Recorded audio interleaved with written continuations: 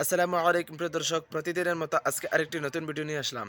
তো এই ভিডিওটি হচ্ছে ডক্টর জাকির নায়েক একটি বক্তৃতা করেছিলেন, আর সেই বক্তৃতা মমতাজুল হুজুর দেখেছিলেন। আর মমতাজুল হুজুর দেখার পর প্রায় 8 ঘন্টার মতো মমতাজুল হুজুরের চোখ বেয়ে পানি পড়েছে। 1-2 ঘন্টা না ভাই, প্রায় 8 ঘন্টার মতো। তো ডক্টর জাকির নায়েক বক্তৃতার মধ্যে কি এমন কথা বলেছেন যার যার কারণে মমতাজুল হুজুরের চোখ বেয়ে প্রায় 8 ঘন্টার মতো পানি পড়েছে। তো চলে আমরা সেই কথাগুলো মমতাজুল হুজুরের মুখ থেকে শুনে আসি। তো ভিডিওটি শেষ পর্যন্ত দেখবার সবে এবং ভিডিওটি শেয়ার করে আল্লাহর কসম ডাক্তার জাকির নায়েক বলছেন যে আমি মানুষের সঙ্গে যখন কথা বলি তখন আমি তোতলা হয়ে যাই, কিন্তু আমি নিজে চোখে এটা দেখেছি, এটা আমার অভিজ্ঞতা। আমি যখন আল্লাহর কালাম তেলাওয়াত করেছি আমার জবানে একটাও তোতলা ভাব আসতো না। আমি অবাক হয়ে যাই। ডাক্তার জাকির নায়েক নাম শুনেছেন? নাম শুনেছেন। আমি কালকে রাত্রের একটা বক্তব্য শুনলাম ওনার, শুনে আমি আল্লাহর কসম এটা গোপন কথা বলতে নেই, তবুও বললাম, মিনিমাম 8 ঘন্টা আমার চোখ দিয়ে পানি পড়েছে। 8 ঘন্টা বহরমপুরে শুয়ে শুয়ে, মানে এমনিতে পানি চলে আসছে চোখে। একজন জিজ্ঞাসা করছেন ওনাকে যে আপনি এইখানে এলেন কি করে, এত দূর পর্যন্ত পৌঁছালেন কি করে ছোটবেলা থেকে? তা উনি তখন বলতে বলতে নিজেও তিনি কাঁদছেন। তিনি বলছেন যে আমি আমার আব্বার 4 বেটা বেটি, 3 বোন, ওনারা 2 ভাই। ডাক্তার জাকির নায়েক ছোটবেলা থেকে ডাক্তার জাকির নায়েক ছিলেন তোতলা। উনি এইভাবে দেখাচ্ছেন, কেউ যদি আমাকে জিজ্ঞাসা করতো তোমার নাম কি, বলছে জাকির, একদম এইভাবে উনি বলছেন। এইভাবে আমি বলতাম। আমি যখন কলেজে যেতাম পড়াশুনো করতে মুম্বাইয়ের কোনো একটা কলেজে, তা ক্লাসের আমার যারা মেয়ে স্টুডেন্ট বা ছেলে স্টুডেন্ট যারা, তারা আমাকে দেখে হাসতো, উপহাস করত, আমাকে দেখে ঠাট্টা বিদ্রুপ করত। যদিও আমার মেয়েদের সঙ্গে আলাপ ছিল না, ওদের সঙ্গে আমি কথা বলতাম না আল্লাহকে ভয় করার কারণে। ছেলে বন্ধুদের সঙ্গে যখন কথা বলতাম তখন আমার গাল এরকমভাবে ধরে জামা টেনে বলতো, জাকির তুই তোতলাই থেকে যাবি, তোর পক্ষে আর কিছু সম্ভব হবে না। উনি আস্তে আস্তে আস্তে আস্তে ইসলামিক ব্যাপারে চলে এলেন। আহমদ দিদার, ওনার আব্বার একজন বন্ধু ছিলেন আহমদ দিদার, উনি ইসলামিক স্কলার ছিলেন। উনি আফ্রিকাতে গেলেন একদিন আহমদ দিদারের সঙ্গে দেখা করতে। আহমদ দিদার ওনাকে 30টা ভিডিওর ক্যাসেট দিলেন। 30টা ভিডিওর ক্যাসেট ডাক্তার জাকির নায়েক বলছেন আমি বাড়ি নিয়ে চলে এলাম। এই 30টা ভিডিওর ক্যাসেট টোটালটাই আমি মুখস্থ করে নিলাম। নিয়ে আমার মনে ইসলামিক ব্যাপারে চিন্তা ভাবনা শুরু হলো। আমি আস্তে আস্তে আস্তে আস্তে করে কোরআন তেলাওয়াত করতে শুরু করলাম। কোরআন তেলাওয়াত করলাম। আল্লাহর কসম ডাক্তার জাকির নায়েক বলছেন যে আমি মানুষের সঙ্গে যখন কথা বলি তখন আমি তোতলা হয়ে যাই, কিন্তু আমি নিজে চোখে এটা দেখেছি, এটা আমার অভিজ্ঞতা। আমি যখন আল্লাহর কালাম তেলাওয়াত করেছি আমার জবানে একটাও তোতলা ভাব আসতো না, একটাও। ওনার বক্তব্য এটা না, নিজের কানের বক্তব্য শোনা আমার। উনি আবার বলছেন যে আমি যখন এমনি কথা বলতাম তখন আমার ঠোঁট, আমার জবানে তোতলা ভাব থাকতো, কিন্তু আমি যখন দাওয়ার কাজ করতাম, মানুষকে যখন আল্লাহর দিকে দাওয়াত দিতে যেতাম, স্কুলে বন্ধু বান্ধবদের সঙ্গে যখন আল্লাহর পরিচয় ঘটাতাম, তার যখন নবী সম্পর্কে ধারণা করতাম, ধারণা তার মনে ঢোকাতাম, আমি যখন ইসলাম এবং অইসলামিক বইপত্র পড়ে তাদেরকে শোনাতাম, আমার মনে কখনো আমার জবানের জড়তা আসতো না। কিন্তু আমি দুনিয়াবি কোনো কথাবার্তা যখনই বলতে গেছি, এটা আমার জীবনের এক আশ্চর্য পয়েন্ট, সেটা হচ্ছে আমার মনে, আমার জবানে জড়তা আসতো। কিন্তু আমি যখন দিনের কথা বলতাম, কোরআন যখন তেলাওয়াত করতাম, আমার মনে জড়তা, আমার ঠোঁটে জড়তা আসতো না। আল্লাহু আকবার। আমি বুঝতে পেরেছি যে কোরআন তেলাওয়াত করার মাধ্যমে পৃথিবীর সব কিছু সম্ভব। এর থেকে যদি আপনি দূরে থাকেন তাহলে সব হাতছাড়া হয়ে যাবে, বরবাদ হয়ে যাবে। কোরআন মাজিদটা দেখি। আমি পবিত্র আল কোরআনের সূরা মুলক আপনাদের সামনে তেলাওয়াত করেছি। সেই সূরা মুলকের বাংলাটা শুধু বলে দেব, একবারই বার হয়ে গেল। আল্লাহু আকবার। সূরা মুলক আপনাদের সামনে তেলাওয়াত করে শোনাবো, আর কোরআনের একটা একটা করে অনুবাদ করে শোনাবো। কোরআন শুনতে রাজি আছেন? আপনারা আমার সঙ্গে শেষ পর্যন্ত আছেন তো ইনশাআল্লাহ? এখনো আমি বক্তব্যর কিছুই দিইনি, এবার একটা একটা করে শুরু করছি, আপনি শুনতে থাকুন। এক, আল্লাহ সুবহানাহু ওয়া তাআলা পবিত্র আল কোরআনে 30টি আয়াত। এই মেয়েরা যারা আছেন ভালো করে শুনুন, এই উকুন দেখা গল্প করা বাদ দিয়ে দেন, চুপচাপ এই দিকে ফিরে তাকান আমার দিকে। যেটা বলছি আমল করার চেষ্টা করুন। পবিত্র আল কোরআনে 30টি আয়াত বিশিষ্ট একটি সূরা আছে, তার নাম সূরায়ে মুলক। আল্লাহ নবী সাল্লাল্লাহু আলাইহি ওয়াসাল্লাম তিনি বলছেন, কোন মানুষ যদি এই সূরাটি যদি প্রতিনিয়ত যদি তেলাওয়াত করে, তাহলে সেই ব্যক্তি কবরের আযাব থেকে রেহাই পাবে। 2, এই 30টি আয়াত বিশিষ্ট একটি সূরা, সূরা মুলক যদি কেউ তেলাওয়াত যদি করে, তাহলে এই সূরা মুলক নিজে কিয়ামতের দিন আল্লাহর সঙ্গে তর্ক বিতর্কে বা কথোপকথনে ব্যস্ত হয়ে বলবে যে আল্লাহ, আমাকে যে তেলাওয়াত করেছে তাকে যতক্ষণ না পর্যন্ত তুমি জান্নাত পর্যন্ত পৌঁছে না দিবে, ততক্ষণ আল্লাহ আমি তোমার পিছন ছাড়বো না। সূরা মুলক নিজে ইনশাআল্লাহ আমরা তেলাওয়াত করব। যারা কোরআন মাজিদ জানেন, প্রত্যেকদিন ফজরের পর, মাগরিবের পর, যখন আপনার টাইম হবে সূরা মুলক তেলাওয়াত করার চেষ্টা করবেন। তাবারাকাল্লাযী বিয়াদিহিল মুলক। আল্লাহ সুবহানাহু ওয়া তাআলা এই সূরার ভিতরে কি বলছেন? বিসমিল্লাহির রহমানির রহিম। শুরু করছি সেই আল্লাহর নামে যিনি অতীব দয়ালু পরম করুণাময়। আল্লাহ তাআলা বলছেন, তাবারাকাল্লাযী বিয়াদিহিল মুলক। বরকতপূর্ণ ওই আল্লাহ যার হাতে আছে সারা পৃথিবীর ক্ষমতা বা রাজত্ব। সারা পৃথিবীর রাজত্বর মালিককে? সারা পৃথিবীর ক্ষমতার মালিক আল্লাহ, তাই না? বাড়িতে বসে আছি, হঠাৎ করে মাইকিং করা হচ্ছে কি, আপনাদের এখানে আমফান ঝড় হয়েছিল? আপনাদের এখানে হয়নি, শুনেছেন? আপনাদের এখানে হয়নি। আমার যত ঝড় আল্লাহর পক্ষ থেকে হয় সব হাওড়া, হুগলি আর 2-24 পরগনার উপর দিয়ে সুন্দরবনে ঢুকে যায়। কি বললাম বুঝলেন? হ্যাঁ, এতেও একটা আল্লাহর রহমত, আল্লাহর দয়া। কেন? আল্লাহ সুবহানাহু ওয়া তাআলা ঝড়টা যদি এইদিকে করে দেন, তাহলে এইদিকে কোনো জঙ্গল নেই, ঝড় এসে ডাইরেক্ট দিনাজপুরের ঘর বাড়িগুলো সব উল্টিয়ে ফেলে দিবে।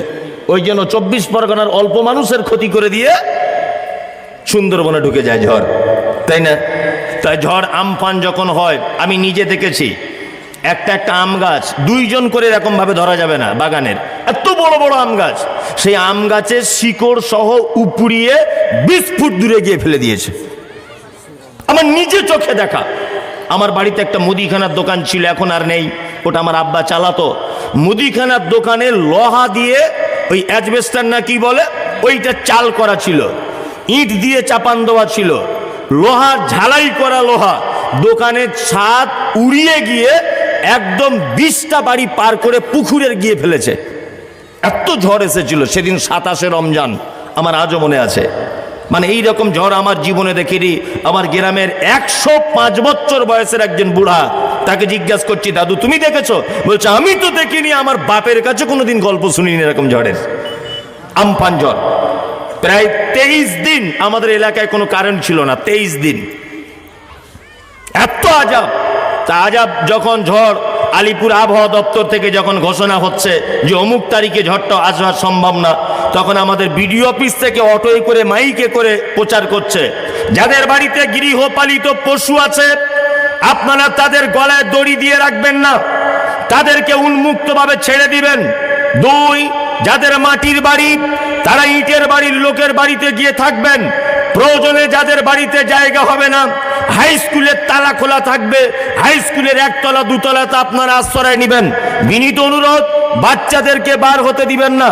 তারপরে আবার বলছে আর একটা কথা, বাড়িতে যদি নারকেল গাছ, সুপারি গাছ, বড় বড় গাছ কিছু থাকে, আগে থেকে কেটে রাখুন, মারাত্মক ঝড় আসছে, তার নাম আমফান। সব কথা বলার পরে বলছে বেশি টেনশন করার দরকার নেই, এই ঝড়ের সাথে মোকাবেলা করার জন্য আমাদের মমতা ব্যানার্জি সরকার 1,40,000 পুলিশ প্রশাসন ফিট করে রেখেছে। তখন মনে মনে ভাবছি, ওরে বাবা, গরু কেন, তার পেটে কেন সব গোবর থাকে, কিছু গোবর এদের মাথাতেও দেওয়া দরকার ছিল। আস্তাগফিরুল্লাহ। ঝড় এটা আল্লাহর পক্ষ থেকে, আর ও বলছে মমতা ব্যানার্জি 1.5 লক্ষ লোক ফিট করে রেখে দিয়েছে। আর কেন্দ্র সরকার 42টা হেলিকপ্টার উদ্ধারের জন্য রেডি করে রেখেছে। তোমার হেলিকপ্টার, তোমার পুলিশ প্রশাসন আল্লাহর আযাব থেকে কাউকে বাঁচাতে পারে? পারে না। সমস্ত ক্ষমতার মালিককে আল্লাহ সুবহানাহু ওয়া তাআলা। খাইরিহি ওয়া শাররিহি মিনাল্লাহি তাআলা। ভালো মন্দ সব কিছু কার হাতে? আল্লাহর হাতে। রুজির অভাব আল্লাহ দিতে পারে, ছেলে মেয়ে হচ্ছে না আল্লাহ দিতে পারে, অসুস্থ কে করতে পারে সুস্থতা? আল্লাহ। আল্লাহ সুবহানাহু ওয়া তাআলা তারপরে বলছেন বিয়াদিহিল মুলক, সারা পৃথিবীর রাজত্ব আমার হাতে। আল্লাহ সম্পর্কে মানুষের একটা চিন্তা ভাবনা আছে, এটা একটু সামান্য বলে দিই। এক, আচ্ছা আল্লাহর আকার না নিরাকার? আকার। এক শ্রেণীর মানুষ বলে না যে আল্লাহ নিরাকার, বলে বলে আল্লাহ এইখানে নিজে উল্লেখ করছেন ইয়াদুন, আরবি ইয়াদুন মানে কি? হাত, তাই না? আল্লাহ বলছেন বিয়াদিহিল মুলক, আমার হাতে আছে সারা পৃথিবীর রাজত্ব। আর রহমান আলাল আরশি ইস্তাওয়া, আল্লাহ তিনি আরশের উপরে সমাসীন। কি বললাম বুঝলেন? সামিউম বাসীর, তিনি দেখতেও পান শুনতেও পান, তাই না?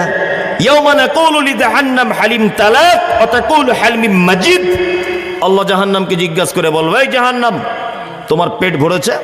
সে তখন বলবে না আমার তো আর কিছু হলে ভালো হতো। আল্লাহ তাআলা নিজের পা জাহান্নামে রেখে দিয়ে বলবেন আর কিছু? বলছে না, যথেষ্ট, আর লাগবে না। তার মানে হাত পা চোখ নাক সবকিছুই আছে, তাই না? জি। আল্লাহ সুবহানাহু ওয়া তাআলা তারপরে বলছেন ওয়া আলা কুল্লি শাইইন কাদির, সমস্ত ব্যাপারে কুদরত ক্ষমতা আমার হাতে। তারপরে আল্লাহ বলছেন আল্লাযী খালাকাল মাউতা, আমি সৃষ্টি করেছি মওত ওয়াল হায়াতা, এবং হায়াতকে সৃষ্টি করেছি কেন? লিয়াবলুয়াকুম আইয়ুকুম আহসানু আমালা, যাতে তোমাদেরকে পরীক্ষা করা যায় তোমাদের ভিতরে কর্মে উত্তম কে, ইবাদতে উত্তম কে। এইটা এই আগে বুঝো তারপরে বলো, কর্মে উত্তম কে, এইটা পরীক্ষা করার জন্য আমি আল্লাহ তোমাদের হায়াত আর মওতকে সৃষ্টি করেছি, তাই না? তার মানে এই পৃথিবীটা একটা পরীক্ষার জায়গা। আজকে কি বার? আজকে ক তারিখ? 26 ডিসেম্বর, এই জানুয়ারি। আজকে কি দিবস? প্রজাতন্ত্র দিবস। কত মুসলিম ছেলে মেয়ে 26শে জানুয়ারিতে পিকনিক এটা ওটা নিয়ে ব্যস্ত, ব্যস্ত না? ব্যস্ত। এ হচ্ছে নালায়েক মূর্খ, এ গাধা, এ কিছু বোঝে না।